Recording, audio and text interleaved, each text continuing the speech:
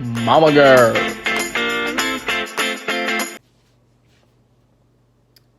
Good morning, everybody. Good to see you. Even though I can't really see you, but you know what I mean. Please excuse my, this is kind of like wild hair today. I don't know.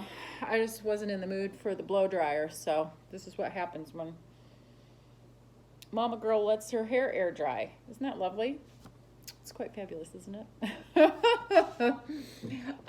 But today I am going to make, my husband and I are going to make, I have to give him the credit because this is really Rob's recipe. It's actually his mother's recipe, but he's generally the one that makes it. So kind of poaching on this one, but we are going to make homemade ricotta today. So super excited about making it. You can put it in your lasagna. You can we've thought about making cannoli dip. I've been thinking about the TikTok pasta, the TikTok pasta with the feta cheese and the tomatoes that you bake. Instead of feta cheese, I think we can take our block of fresh homemade ricotta and make it the same way. It probably tastes like lasagna in a bowl, with pasta. So a couple of different things you can do with homemade ricotta, but typically we put it with pasta or we make a lasagna. But you're gonna love it. You will never buy ricotta from the deli or from the store freezer ever again because it's so easy, and there's nothing like fresh homemade ricotta. So super excited, and we'll see you in a minute. Okay, bye. Okay, so clearly I need to get myself in gear. Rob and I did not make this yesterday, so we're making it today, and I apologize for that. So I'm a little behind schedule. I've had literally 6 people text me for the recipe and the tutorial, so I was cracking up. Hey, I'm moving up in the world. I got 6 people watching my videos. So anyway, okay, so here's your ingredients. This is what you are going to need for the ricotta. You are going to need water.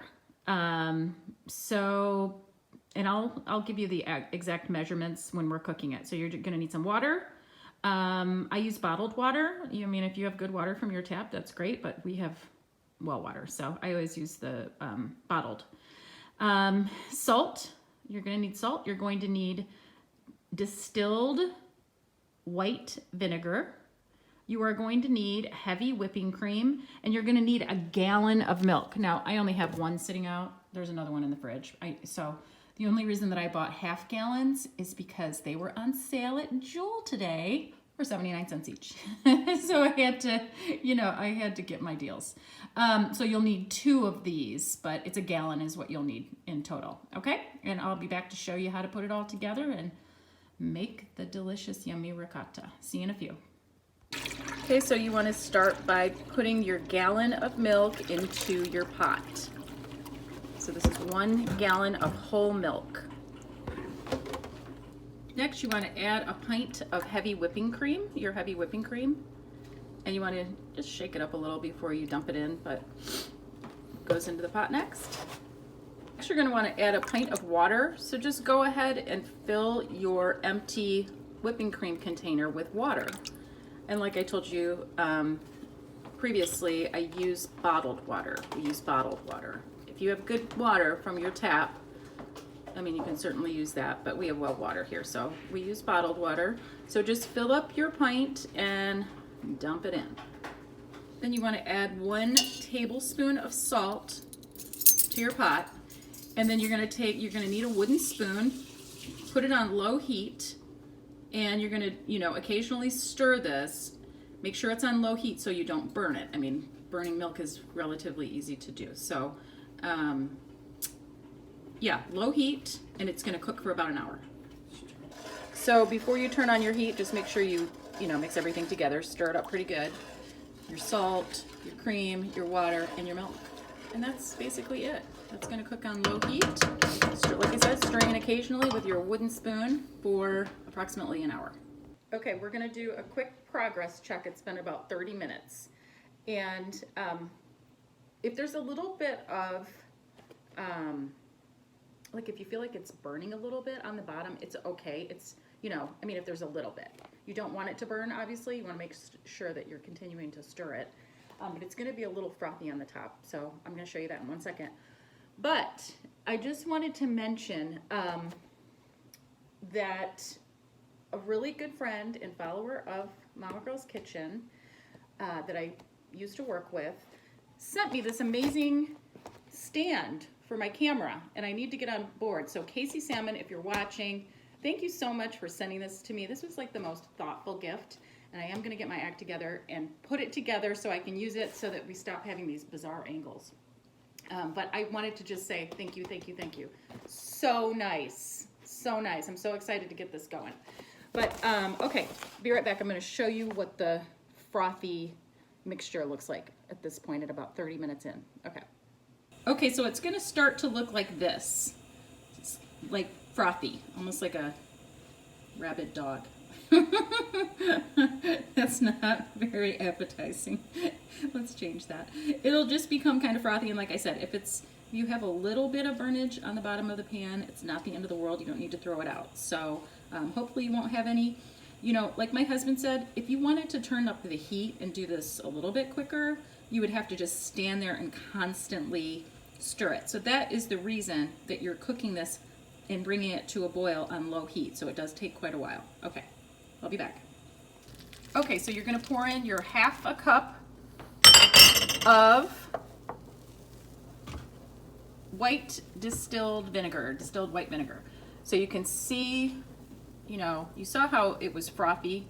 We might have let it go a tiny bit too long. But you're just gonna stir in that vinegar and you'll see it start to curdle a little bit. See how it's kind of becoming cheesy? So we're gonna let that continue to cook and we'll be back. Okay, I misspoke a second ago. Once you add the vinegar and you stir it, make sure you take it off the heat. I said continue to cook it, don't do that. My husband just corrected me. So you wanna make sure you take it off the heat, and it is going to create your cheese. So it's you know, gonna continue to cook obviously, but not on the heat. So once it boils, add your vinegar, remove from heat, and you'll see it start to develop. Okay? All right, we'll be back. Okay, so we're gonna let that sit for about 10 to 15 minutes off the heat on the stovetop. So about 10 to 15 minutes, and then we're gonna strain it into our bowl, and then we're gonna put it in the fridge. So we'll show you how to do that in a few. Okay, bye. Okay, so after about 10 minutes, you wanna take a slotted spoon. So get yourself a slotted spoon and just strain it, separate it from the water, put it into a bowl, and then you're gonna be done. So we'll show you the finished product in a minute. So you just wanna make sure that you know, get most of the water out. You'll probably still have some water left once it's in your bowl, but that's okay, because it's gonna firm up once it goes in the fridge. And there you have it. Okay, so this is what you're gonna end up with. This is gonna go into the fridge. It makes about 3 pounds, roughly 3 pounds of ricotta. You can, you know, keep some of the water. There are some recipes that will call for strained ricotta. In fact, somebody inquired about putting ricotta on pizza. So obviously you would not want water for that, but if you're making it with pasta, you're gonna want a little bit of the water. So this is going to go in the fridge, and I'll show you what it looks like once it's cool, and that's it. That's the process. So enjoy. Bye. Okay, it's been in the fridge for a couple hours. Finished product. Look at that. Isn't that spectacular? So enjoy. There you have it. Glad you were able to join Mama Gurl's Kitchen and learn how to make this fabulousness. That's it. That's all I've got.